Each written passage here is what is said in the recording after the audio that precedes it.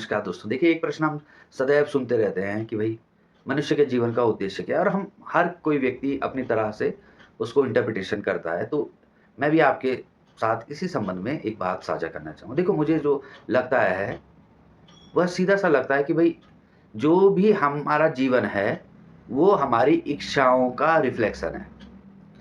मतलब आप कहेंगे कि इसका मतलब क्या है? मैं कहता हूँ कि आप अपने आस-पास देखो ना, चारों ओर देखो। जो आपकी इच्छा थी, वही आपका जीवन होगा। मतलब जो भी कुछ हम पूरे ब्रह्मांड में देखें ना, मनुष्य की इच्छाओं का ही रूप दिखता है। आप कहोगे कैसे? देखो, जैसे पहला मनुष्य भी जब पैदा हुआ होगा, पहला मनुष्य भी धरती पे उसको एक्जिस्टेंस दिखा होगा, हम एक बात करते हैं, तो उसके मन में भी अनेकों इच्छाएँ होगी। पहले तो उसकी इच्छा यही होगी कि मैं एक से ज़्यादा हो जाऊँ। दूसरी इच्छाएँ होगी कि उसको हर इच्छा दिख रही होगी कि मुझे ये चाहिए, या अगर उसको शरीर है उसके पास, तो उसके शरीर अगर वो भोजन करता है, तो भोजन में उसकी इच्छाएँ होती हैं। अगर वो मनोरंजन चाहता है, तो मनोरंजन में इच्छाएँ होती है। आप देखो ना, आपका जीवन 20, 30, 40 साल का तो होगा ही। आप अपने जीवन का आकलन करो, आपकी इच्छाओं के हिसाब से ही आपके सामने समय आ रहा है। 30 साल पहले आप बोलते थे कि काश इस प्रकार की व्यवस्था होती, और देखो आज फ़ोन से लेकर ज़माना बिल्कुल बदल गया। तो जो बेसिक बात है वो यह है कि हमारा जो जीवन है, वो इच्छाओं का रिफ्लेक्शन है। अब समय क्या है? समय भी यही है। समय क्या है? उन इच्छा, जैसे मेरे मन में कोई इच्छा जागृत हुई, उस इच्छा, क्योंकि मेरे मन में इच्छा उत्पन्न हुई, तो उसको दिखाने के लिए कि तुम्हारी इच्छा पूरी होने में कुछ समय लग रहा है ना, एक मतलब तुम्हें लग रहा है कि अभी तुम्हारे मन में इच्छा उत्पन्न हुई और उस इच्छा को पूरा करने में एक समय दिखाया जा रहा है। वास्तव में बेसिक बात क्या है कि जो हम सबका जीवन है, वो केवल इच्छा के कारण ही हमें जीवन दिख रहा है। अब बात क्या है? देखो, इच्छा इच्छा अच्छी-बुरी की बात नहीं कर रहे। इच्छा हुई, आप वेदांत पढ़ो, उपनिषद पढ़ो, उसमें ये कहा कि भई परमात्मा की इच्छा हुई, संकल्प किया कि एको हम बहुश्यामा, मैं एक से बहुत हो जाऊँ। वह भी एक इच्छा ही थी, जो एक परमात्मा विभिन्न रूपों के रूप में प्रकट हो गए। तो वह भी इच्छा ही थी ना। लेकिन हमारा जो जीवन है, वह सब इच्छा का ही प्रतिरूप है। आपकी जो इच्छाएँ थी, आप कल्पना करो, वही आपका जीवन चल रहा है। उसके अतिरिक्त कुछ आप अनुमान लगाओ ना। कभी आपने बचपन में सोचा था, काश मेरे पास गाड़ी आ जाती, तो गाड़ी आ जाती, इच्छा थी ना आपकी। धीरे समय बीता। समय क्या है? समय सिर्फ़ ये दिखाने के लिए है कि आपकी इच्छा पूरी हुई। समझ गए? नहीं तो समय, मुझे नहीं लगता समय सिर्फ़ उस जो आपके मन को मैं मेन बोलूँगा, वास्तविकता से इसका कोई संबंध नहीं है। आपके मन को बिल्कुल यह बात बैठा देने के लिए आपके मन में कि आपकी इच्छा पूरी हुई। तो कितने स आपका मन अनुमान लगा रहा है कि इतने समय में मेरी इच्छा हुई, तो वो समय हो गया। वास्तव में उस समय का क्या आधार है, ये बात आप छोड़ दीजिए। लेकिन जो मनुष्य की, जो जीव की उत्पत्ति की बात है, जीव जो दिख रहा है, जीव वो वास्तव में उसकी इच्छा के कारण दिख रहा है। आप कुछ भी देख लो, किसी भी फ़ील्ड में देख लो, आपकी बिना इच्छा के कुछ संभव नहीं।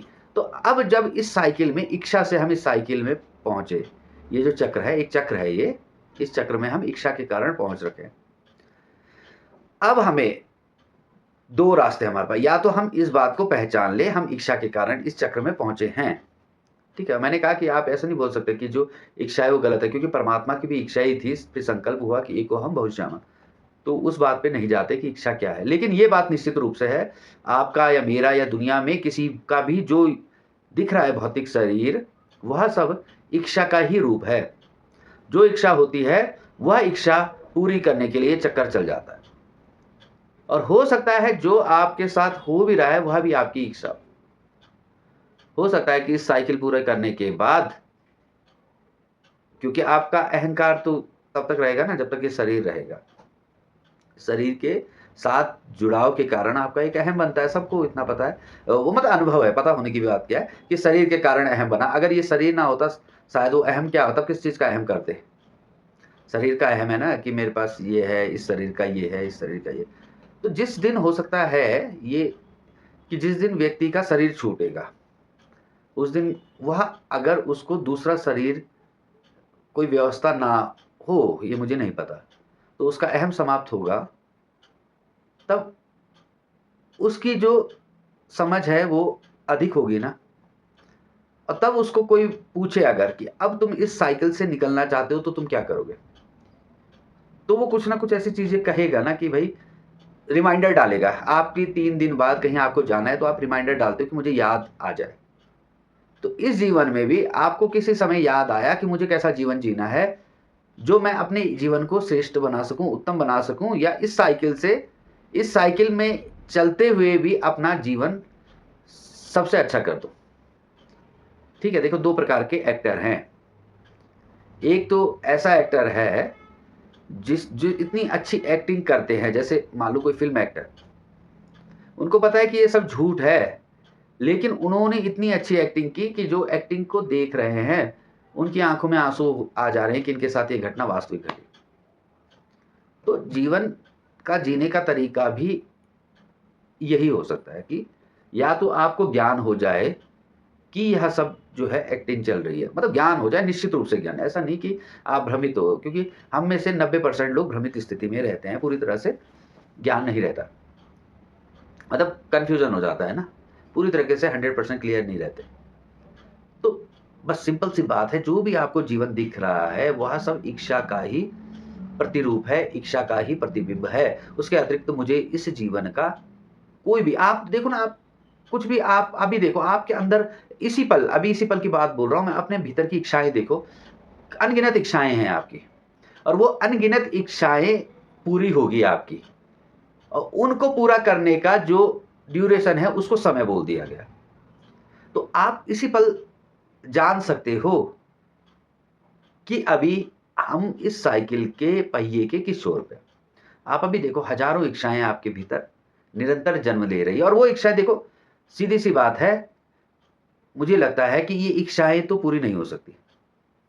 या आप बोले, ये देखो, ये बोला नहीं जा सकता, मान लो कोई बोले कि मेरी इच्छाएँ सारी पूरी हो गई, लेकिन मैं एक आम व्यक्ति आपकी या अपनी बात बोल रहा हूँ।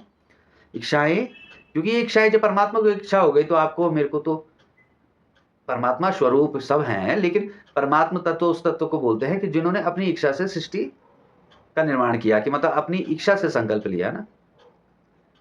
तो अब इसमें साधन ये है कि हमें पता है कि इच्छा होगी ही।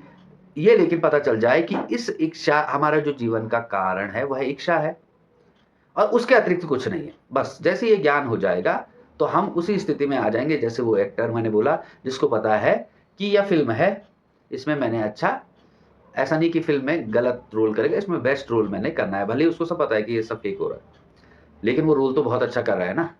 तो वैसे ही एक्टर व्यक्ति, वह व्यक्ति बन जाएगा।